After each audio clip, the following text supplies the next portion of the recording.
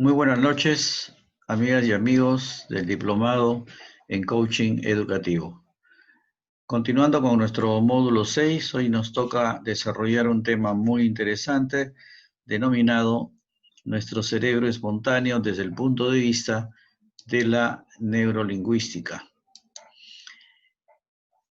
Por ejemplo, siempre vemos, o casi siempre, personas que sin saberlo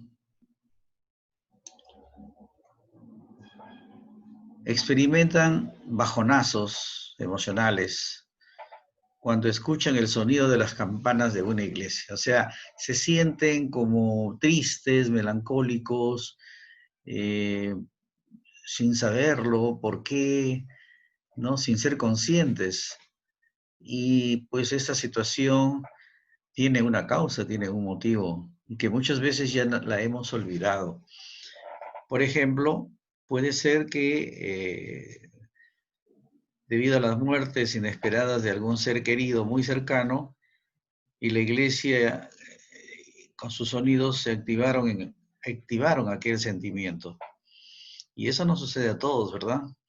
Siempre el sonido de las campanas de la iglesia nos trae ciertos recuerdos y sentimos una especie de bajonazo, como hemos dicho, de bajonazo emocional, tristeza, melancolía y recordar lo que nos puede haber sucedido hace mucho tiempo, con el fallecimiento de un familiar cercano o alguna persona cercana. También hay personas adultas, grandes y fuertes, que le tienen un miedo terrible, irracional, a una araña inofensiva, y algunos a una rata o a un ratoncito, ¿verdad? Y este tiene también un motivo. Puede ser de que en alguna oportunidad, cuando eran niños, por una broma entre niños, adquirieron esta experiencia traumática y eso se quedó en su cerebro, se quedó en su mente y por lo tanto cada vez que ven a una arañita o algún pericote o rata, generalmente las mujeres saltan, gritan, se alocan. Los hombres también, pero con menos eh, profundidad, digamos, ¿no? Irracional, porque es un miedo irracional, realmente son animalitos que no hacen daño a nadie, o el daño que pudieran hacer es tan mínimo que no tiene por qué darle importancia. Sin embargo, ha sido tan grande nuestro trauma de niños que cuando ya somos adultos resulta que también lo actuamos a veces peor que cuando éramos niños.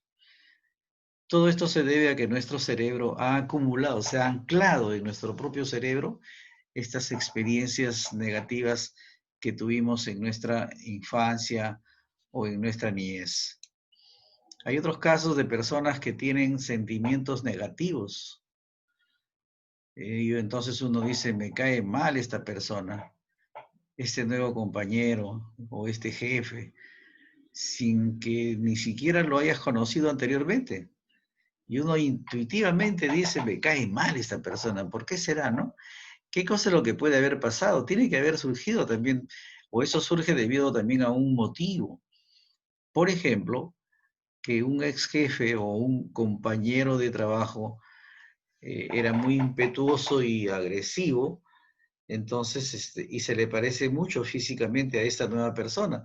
Y eso se nos ha grabado en nuestra mente, se ha grabado a través de nuestros ojos, a través de nuestros sentimientos, y de repente vemos a esa nueva persona que no le hemos tenido ni contacto con él, pero le echamos mal ojo, como se dice, ¿no? Y eso se debe a que anteriormente hemos tenido una experiencia muy pésima, mala, negativa por algún jefe o algún compañero que nunca nos cayó bien o que era muy agresivo, y entonces como esta nueva persona se parece algo o mucho a aquel, generalmente también nosotros reaccionamos de esa manera y nos cae mal. De repente después con el devenir del tiempo, uno se convierte en amigo y ¿por qué? Porque ya uno se va dando cuenta de que esa mala impresión que le causó al inicio es una pésima concepción, de que por aquel motivo antiguo pueda uno tenerlo muy mal a la persona, ¿no? Entonces hay que tener mucho cuidado en eso también. Pero no sucede, y eso generalmente sucede en todo momento, ¿no es cierto? Muy bien, entonces, me disculpa un ratito, están entrando una llamada. Ya está.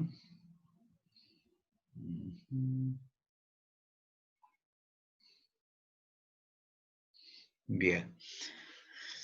También sucede que generalmente estos ejemplos que hemos presentado de unas personas que sienten, aún siendo personas ya grandes, mayores, fuertes, sienten temores frente a un animalito inofensivo, o el caso de una persona que se siente muy triste, muy melancólica cuando escucha el sonido de las campanas de una iglesia, o este último caso de pensar de que, o creer de que le cae mal cierta persona sin haberlo ni siquiera conocido. Todos ellos tienen motivos, y esos motivos pues son debido a conductas anteriores que suceden sin que nadie o medie nuestra parte pensante. O sea, no estamos razonando allí, estamos actuando espontáneamente. Aquella que decide que es bueno, que es malo. Entonces, esto sucede a tal punto que tenemos personas en las cárceles que se arrepienten de sus 3 segundos de su vida cuando cometieron algún error. Y que al hablar con ellas posteriormente no se explican por qué lo hicieron.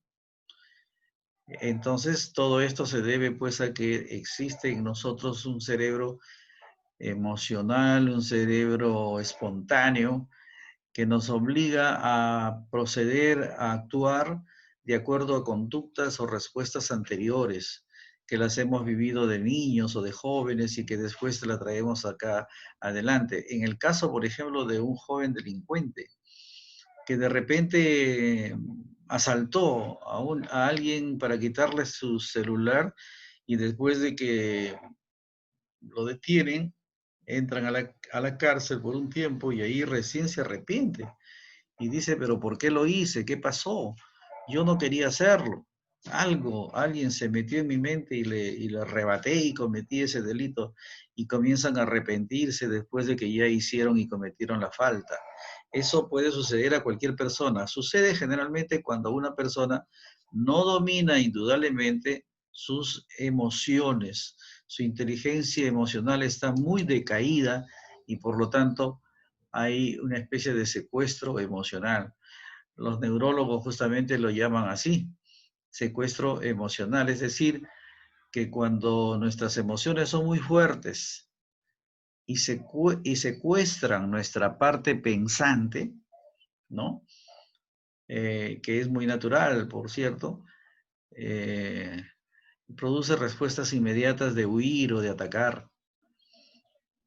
Permite responder inmediatamente a un carro que nos avisa que de repente con sus clausum o su pito, como dice acá, no es necesario volver a ver cualquier distancia y comenzar a dar órdenes a nuestros pies para poder responder.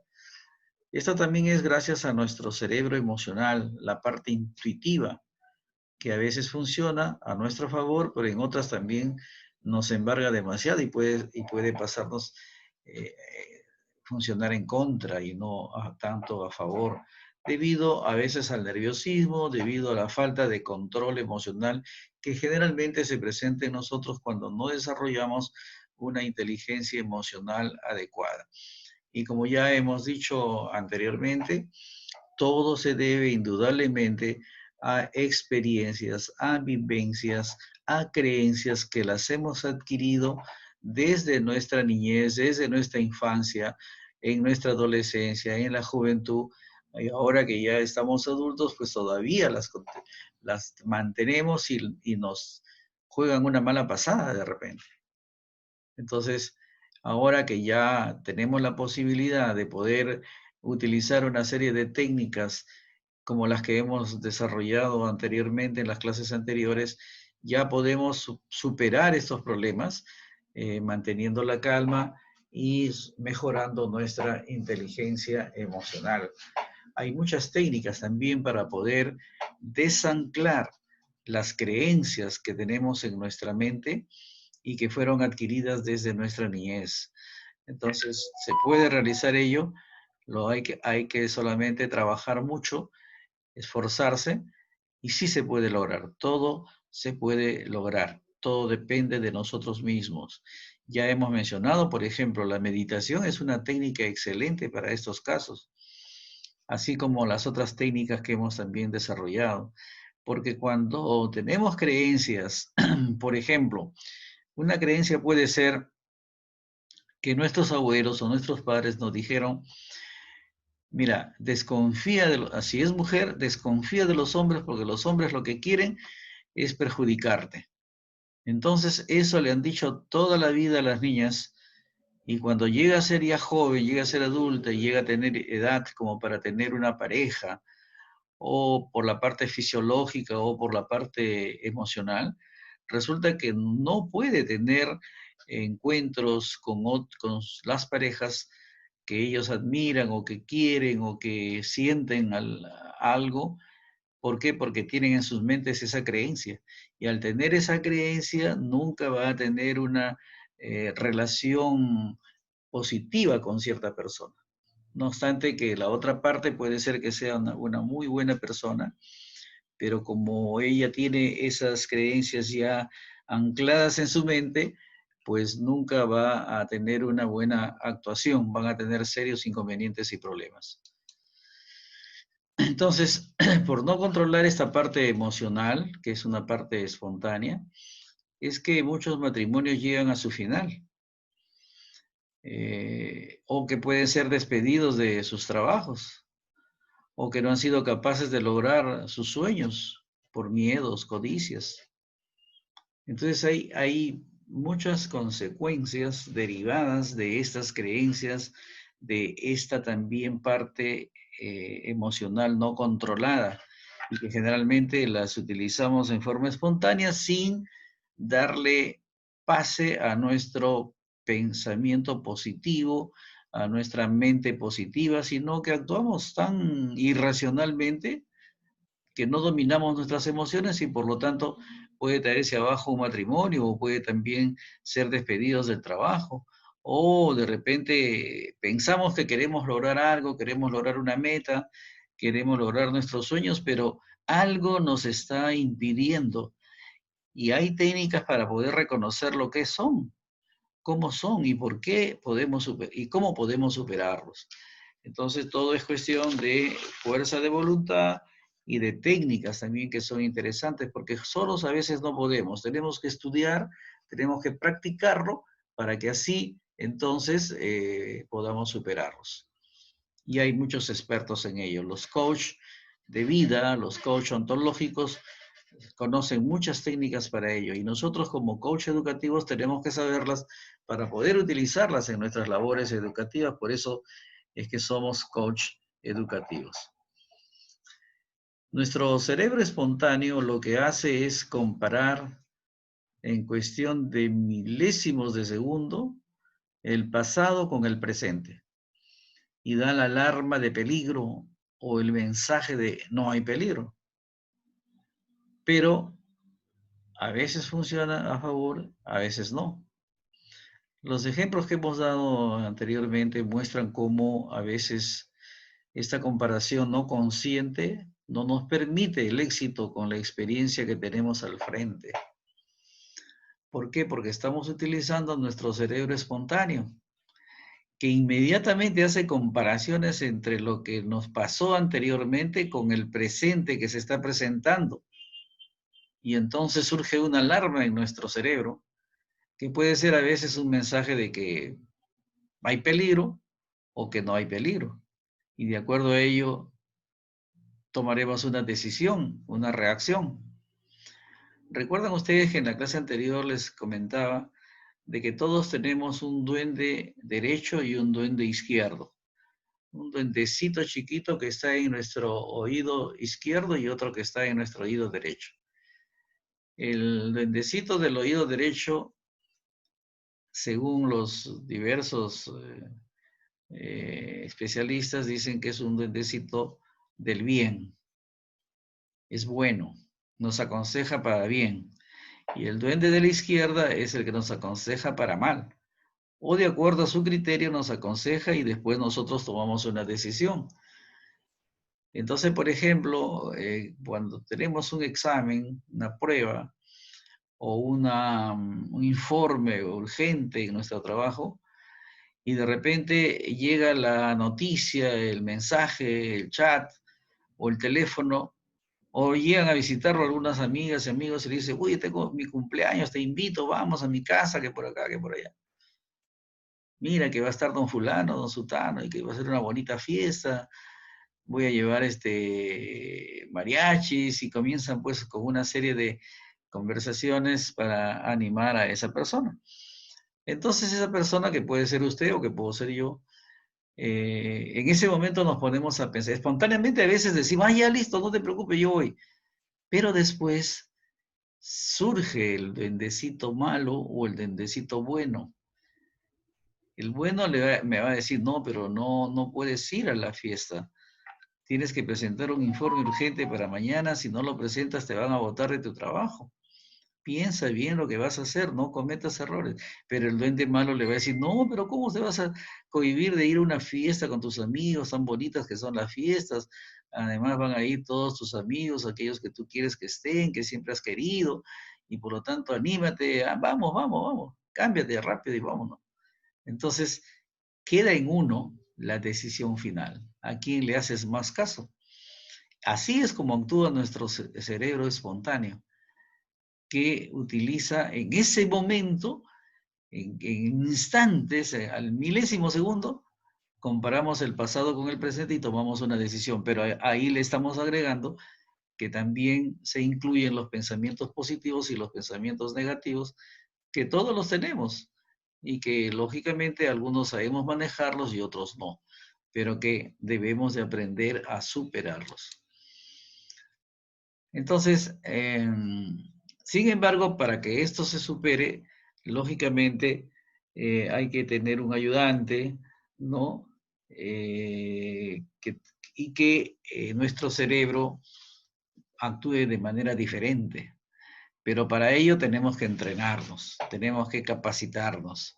Nada se consigue sin entrenamiento, sin superación, sin espíritu de superación, sin estudio, sin capacitación. Tenemos que permanentemente estudiar, tenemos que permanentemente prepararnos. La vida es un constante estudio, la vida es una constante de toma de decisiones. Y para tomar decisiones acertadas, tengo que estar preparado. Si no estoy preparado, no voy a poder tomar decisiones. Y a veces tomo decisiones, como ya lo dijimos, por nuestro cerebro espontáneo y no por nuestro cerebro pensante, aquel que tiene que analizar bien las cosas, los pros y las contras, antes de tomar una decisión, que es muy importante tenerlo en cuenta porque a veces los seres humanos nos dejamos vencer fácilmente y hacemos las cosas sin pensadas, sin pensarlas, sin analizarlas. Como se dice, tomamos las decisiones a la loca, pero después nos estamos arrepintiendo y después estamos diciendo, bueno, pero ¿por qué hice esto? No debía haber hecho esto, ¿no? Perdóname, Diosito, Diosito no tiene la culpa. Él no tiene nada que ver en ese momento. Todo ha sido tú quien ha cometido o no determinada actividad o determinada conducta. Por ello, volvemos a repetir, necesitamos permanente entrenamiento, permanente capacitación, permanente estudio para poder mejorar nuestro conocimiento y que nos ayudará a tomar decisiones importantes, decisiones valiosas y no malas decisiones como a veces cometemos. Entonces, el entrenamiento hace que ante situaciones de emergencia ya tengas mecanizadas determinadas respuestas. Igual que los movimientos defensivos de un boxeador o que la combinación de un embrague y marcha en su automóvil. El punto clave es la repetición. Entonces, el entrenamiento nos lleva a otra actividad inmediata que es la repetición constante. Y yo tengo que, si el asunto no es de carácter intelectual, sino físico, pues lógicamente tendré que entrenarme diariamente en hacer las cosas. Por ejemplo, un futbolista. En el fútbol, el valor principal es el gol. Los delanteros son los que meten goles, pero también meten los de la parte media, o también meten los defensas. Depende del momento en que se encuentre el partido de fútbol, el encuentro de fútbol. Pero generalmente todos tienen que estar en las condiciones de saber meter gol, no a su propio arco, sino al arco contrario. Entonces, ¿qué es lo que hacen los jugadores? Practican todos los días cómo tirar, por ejemplo, tiros libres con la pelota en parada, o cómo cabecear, en qué momento saltar, cuánto saltar, qué esfuerzo tiene que hacer, cómo mover el cuerpo, cómo driblear, cómo hacer una serie de técnicas deportivas, cualquier deportista, no solamente el futbolista, pero practicarlo diariamente. Por ejemplo, dicen los historiadores de Pelé, que es uno de los jugadores más importantes del mundo, que ha dado Brasil al mundo durante muchos años, que él se inició de muy pequeño en Brasil y lo pusieron a la selección peruana a los 18, a la selección brasileña a los 18 años, imagínense.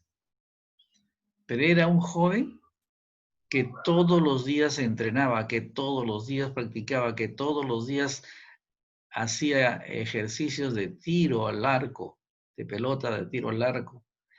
Hacía ejercicios tremendos de salto para poder ganar en el salto a personas muchos más altas que él. Y así hay muchos jugadores, muchos deportistas que para lograr lo que han logrado han tenido que pasar por un entrenamiento permanente, por un entrenamiento constante, por un entrenamiento eficiente. Porque también hay jugadores deportistas que se entrenan una hora y dicen, ya entrené. Y después cuando llega la competencia no rinden lo que tienen que rendir. Y hay muchos de ellos. Y hablando de fútbol, ha habido muchos casos que, por ejemplo, han sido seleccionados, han jugado un partido muy bueno, han ganado y de repente se han descarriado y se han salido de las concentraciones a celebrar el triunfo, a tomar, a bailar, a irse con mujeres, etcétera. Y al día siguiente o los 2 días tienen otro partido y ya no rinden igual y perdieron todas sus capacidades. Los entrenadores justamente tienen esa misión de poder controlar ese ímpetu de los jugadores que muchas veces son pues lógicamente jóvenes, que no saben pensar, que no saben actuar y que se dejan llevar por sus emociones, que se dejan llevar por ese cerebro espontáneo y no por el cerebro pensante. Y eso sucede no solamente en el deporte, en todo, en todo. A nosotros nos sucede diariamente estas cosas y creemos de que estamos actuando bien, que es lo peor, ¿no? Entonces, hay que pensar siempre en respuestas asertivas cuando, por ejemplo, tu pareja está enojada, ¿no? Y tienes que ayudarlo a tranquilizarlo. Plantear una respuesta más adaptativa cuando usted se sienta en un extremo o enojo con un compañero o con un cliente, o en el caso nuestro con un estudiante. Entonces, tratar de contenerse a lo máximo, tratar de controlar estas acciones que muchas veces son no solo espontáneas, sino peligrosas y que nos puede suceder. Nos puede en algún momento de nuestra vida llegar a cometerlo y esto es lamentable porque entonces después viene el arrepentimiento, como el ejemplo que pusimos anteriormente de jóvenes delincuentes que por A o B motivos han cometido el delito, pero que después de cometerlo se han arrepentido, pero ya muy tarde. De todas maneras les sirve la lección. Algunos se recomponen, se rehabilitan, pero algunos ya no, porque una vez que caen en la cárcel, caen en esos lugares, en lugar de mejorar más bien, o mejorar para bien, mejoran para mal, porque les enseñan otros tipos de delitos y cuando salen ya se vuelven en delincuentes avesados. Entonces, hay que practicarlo simulando la circunstancia. Por ejemplo, en qué tono, a qué velocidad de voz, cómo se mostraría su apoyo, qué le podría decir a una persona con extrema tristeza o enojo. Es bien difícil, ¿verdad? Sobre todo cuando una persona está enojada. ¿Qué le podemos decir a una persona enojada? ¿Cómo lo podemos calmar? ¿Cómo podría calmarse? O en otro caso, ¿cómo podríamos calmar, darle consuelo a una persona que se encuentra en una extrema tristeza? No es nada fácil, pero sí se puede hacer con mucha calma, con mucha tolerancia y con mucho entendimiento de las cosas. Por ejemplo, en esta época de pandemia, que hay tantos fallecidos y muchos de ellos familiares nuestros, personas muy cercanas a nosotros, o a veces que son conocidos, y entonces nosotros queriendo complacerlos, queriendo calmarlos de repente, les damos el pésame. Y esa es una costumbre ancestral que nos han enseñado nuestros padres, que lo hemos aprendido de la sociedad, que lo hemos visto en las películas, que lo hemos visto en las ciudades, en nuestros pueblos, según donde hayamos vivido. Hay lugares, por ejemplo, donde entierran a sus muertos con música, bailando, hacen bailar el ataúd, lo entierran con música, se retiran con música, se van a la casa de la persona que ha fallecido, de los familiares, y siguen bailando, siguen celebrando como si fuera una fiesta. Pero ellos tienen sus costumbres, ellos saben por qué lo hacen así. Y hay algunos estudiosos que dicen que está muy bien, porque de esa manera van a evitar el estrés tan grande que se crea cuando una persona está muy triste, cuando una persona ha sufrido algo triste o un momento de ira, de cólera, de enojo. Entonces, dependerá de las creencias, dependerá de las costumbres, de cómo desarrollan una actividad de esa naturaleza.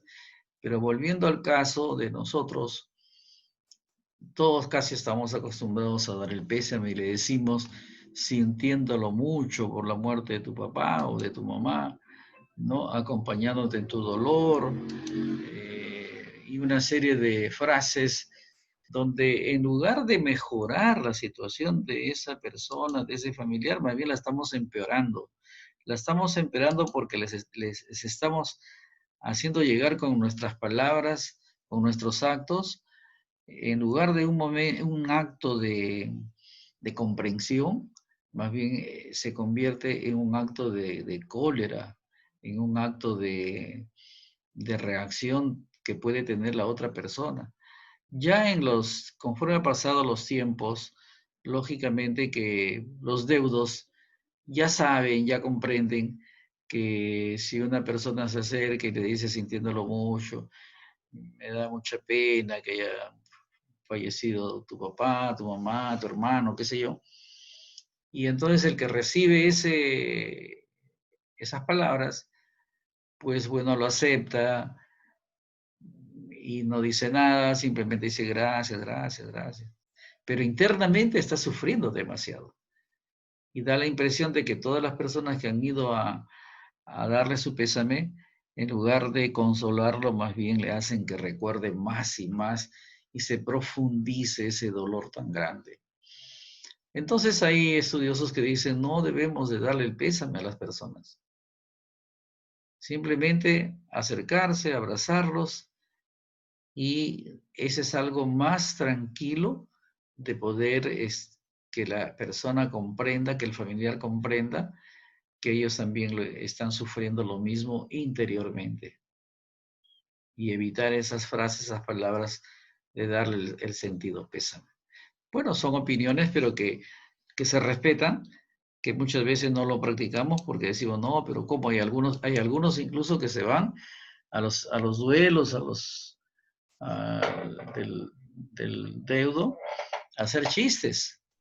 Y se dedican a hacer chistes en pleno duelo y ahí están, ja, ja, todo el mundo riéndose, como si nada pasara y los deudos, pues algunos se enojan y les llaman la atención, otros entran también al juego, como se dice, porque necesitan relajarse, necesitan salir de ese estado de estrés en que se encuentran. Entonces siempre hay que practicar simulando varias veces.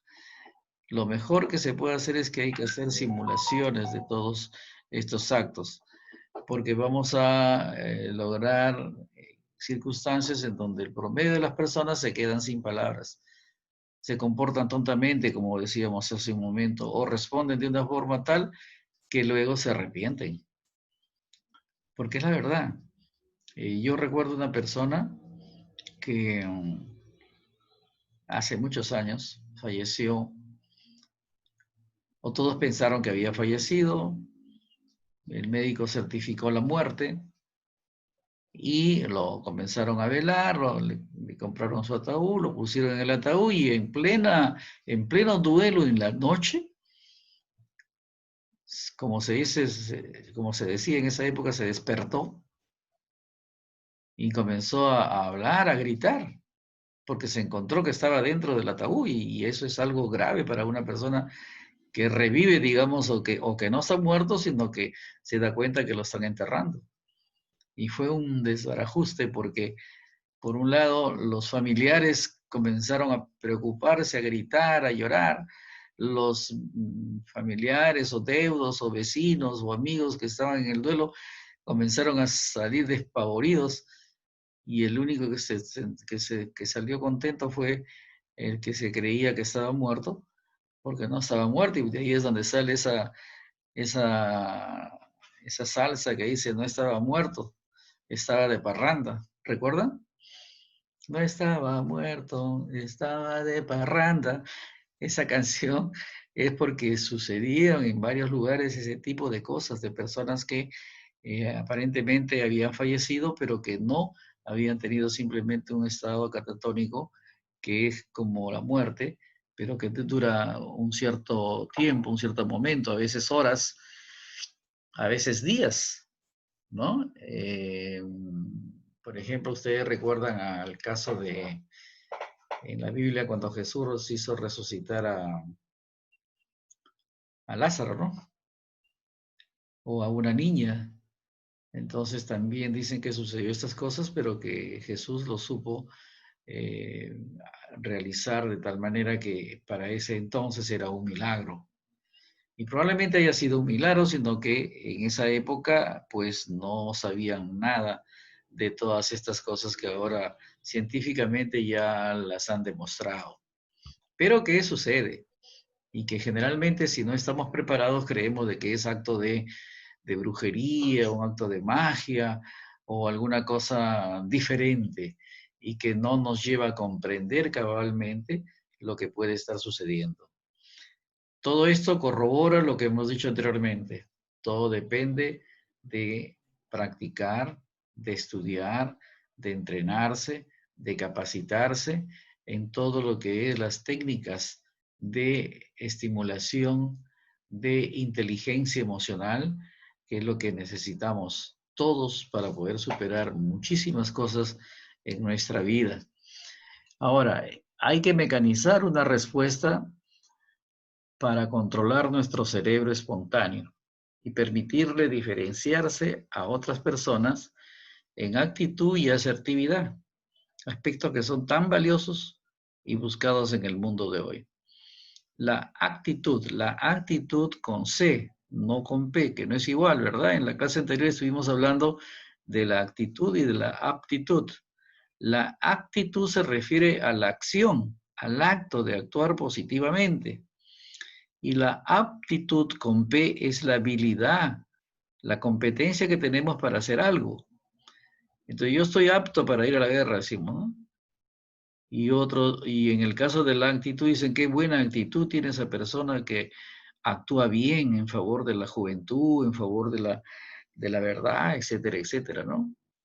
Volviendo al caso de los futbolistas, los entrenadores les dicen a los jugadores, hay que tener actitud, actitud positiva, tenemos que ganar este partido, todos somos juntos, tenemos que ganar este partido y todos tenemos que tener una actitud positiva.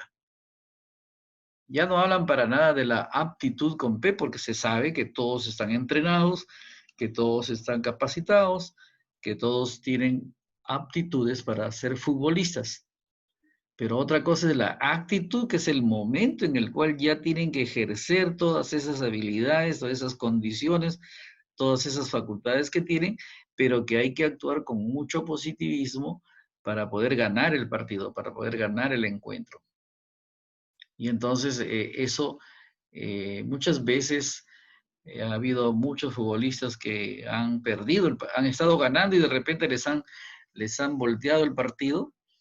Y cuando terminan, los periodistas se acercan y les preguntan, ¿qué les pasó? Bueno, lo que pasa es que perdimos, o nos desconcentramos, dicen.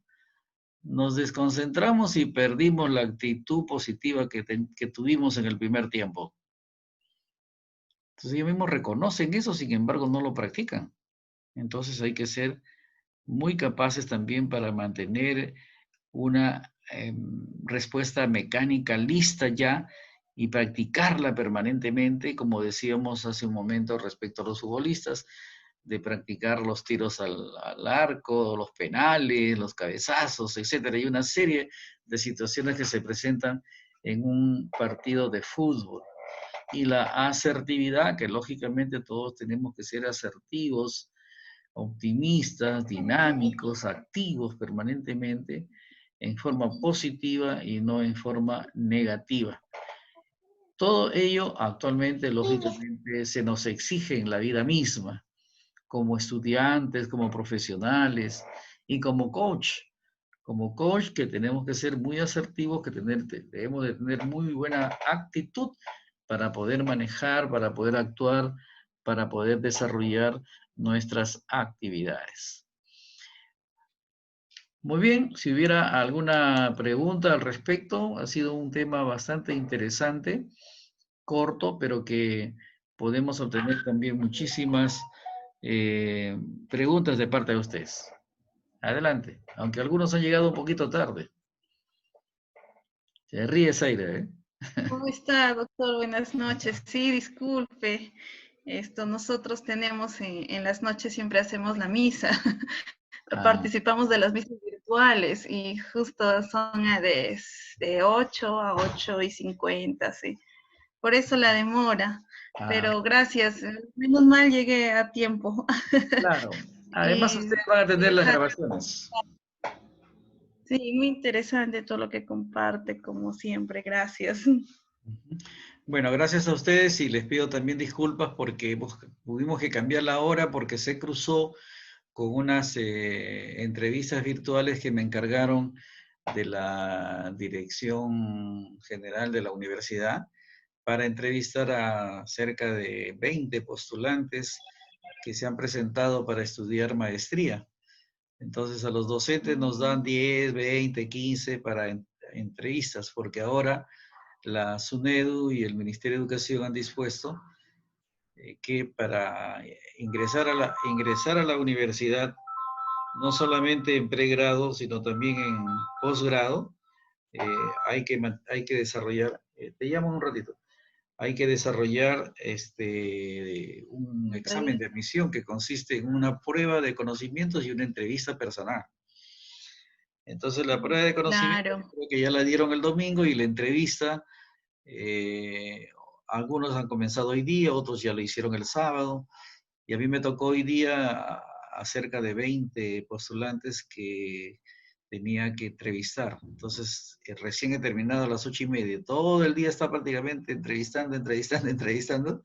Entonces ya se me cruzó la hora para la clase de las 6:30. Por eso les comuniqué que se postergaba para las 8:30.